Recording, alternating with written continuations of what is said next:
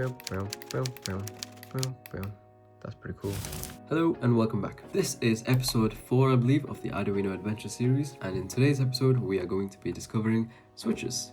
So, essentially buttons. So without further ado, let's get started. What do we need today? We would need Arduino, the breadboard. Probably should check the instruction first. So which one of these is the push button? Don't actually know. Maybe this? No. I don't know. Okay, I think I finally managed to get the components we need. So here it is. So now I'm just going to follow the schematic and put them all together. So time lapse or not? No, straight to it. Bam! Bam! Okay, so cool transition, right? Anyway, I think I've hooked it up. It's definitely different to the schematic, but if my fundamental understanding of circuits is correct, it should be the same, give or take. So, as you can see, we got the two buttons here. Let me show you. Button A and button B. The white cable here is just an extension of the ground cable, the black one. I did do this right one, sorry. Oh, these long cables are confusing me. Let's get this cable hooked in.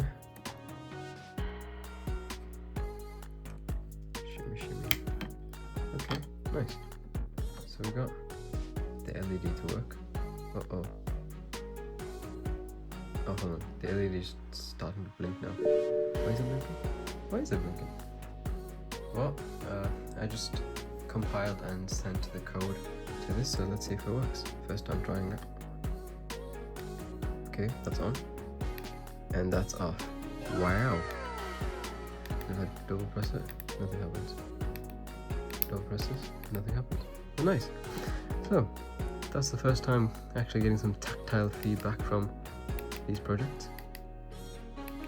That's pretty cool. I'm thinking, because it's a short episode, why not mix another episode in? So, hang tight, we're gonna have a part 2 in 3, 2, 1. Actually, on second thought, Psych! That's the wrong number! I just realized, why don't I tinker with the code a bit? So instead of just pressing A to turn it on, press B to turn it off, what if I have one switch and I can press it once to turn it on and then press it twice to turn it off? What if? Okay, guess who just did some madness? So I have managed to make it work. I'll show you. Before I show you, I just want to explain the code. Okay, so this is basically my attempt at the code. Most of the frame was already there, but I added this thing called static integer I. This is something I've just been learning. Integer I is basically a counter, such that every time you press it, the counter increases. If the button is pressed down, which is low, and the counter is an even number, then turn the light on. Else, if the button is pressed down and it's an odd number, then turn it off. So yeah, the static is just so that it doesn't keep rewriting the integer I as an even number 2, and it can actually keep changing. But yeah, so the problem I discovered quickly is that every time I pressed button A, I would get it on, I would get it off, I would get it on, I would get it on, I would get it on, I would get it off, I would get it on, off. So it was completely unpredictable and unreliable. I thought the code was fine, so good old AI came in handy, checked with it, and apparently there was something called bouncing of the buttons.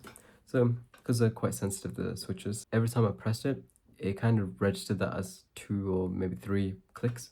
So the simple solution to that was, if you saw in the code, the delay. Adding a delay after each press ensured that it doesn't register another press immediately. And now to see in action. If you press A, and you press A again, it turns off. And again, and again, and again, and again. Just so you know, I'm not pressing B. Bum, bum, bum, bum. Pretty cool. Proud of that. Welcome back. This is the buzzer episode. Not much to do here, actually. Had a look through the schematics.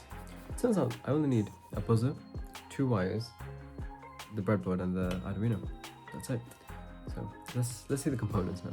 This little thing here seems to be the active buzzer. Now, because it's a little bit weird, we actually need to use these wires now. It's called the male to female wires. If you're wondering why it's called the male to female wires, I don't actually know, but I have a theory. This end has a hole in it. This one has an extrusion. Make with that what you will. But yeah, 2 of these and 1 of these and the usual things. So let's connect it together. That was satisfying. That's cool. Oh, I just realized I lied to you guys. We don't need the breadboard. Chuck this to the side. This is all we need. So I guess. No, I don't believe there's a positive or negative here. I hope not. Should be it, I guess. Time to stick it into the laptop.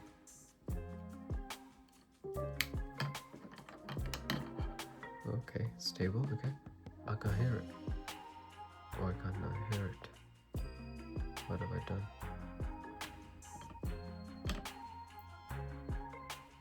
Okay, so I figured out what the mistake was. Basically, I'm a little bit of a numpty. I opened the wrong PDF.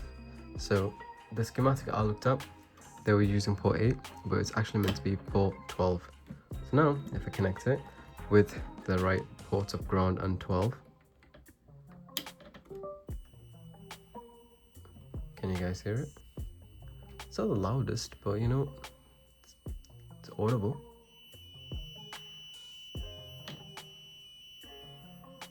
This is mildly cute and mildly annoying. Okay, I didn't like that beep. So I messed around with the delay, and now I got something that sounds a little bit more like melodic.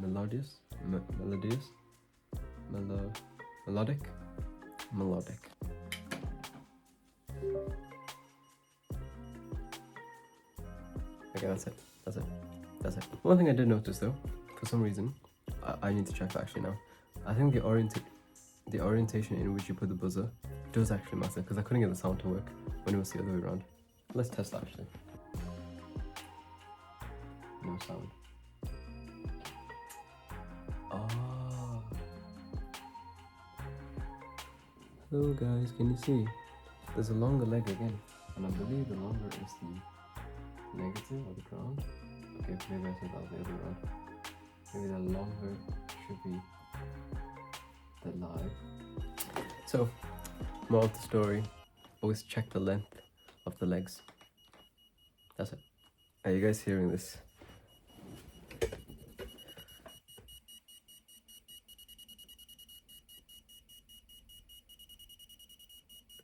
Okay, my camera's falling. Oh, okay. Too far. So, we just messed around with this guy called the active buzzer. If I could focus. So this was the little buzzer that is all black essentially. And here, oh, I just realized it showed a plus sign here for a reason, right? So we have done with that, and now we're going to try this thing, which is called a passive buzzer. Yeah, passive buzzer. And this also shows that, if I can focus it again, the plus sign here. Hopefully you guys can see it. So yeah, I'm going to switch it out for this thing and see what kind of cool stuff we can get out of it. As you can see, with this levitating buzzer, kind of looks like the Rolls-Royce Spirit lady thing. No? Just me? Never mind. Okay, well, it's connected.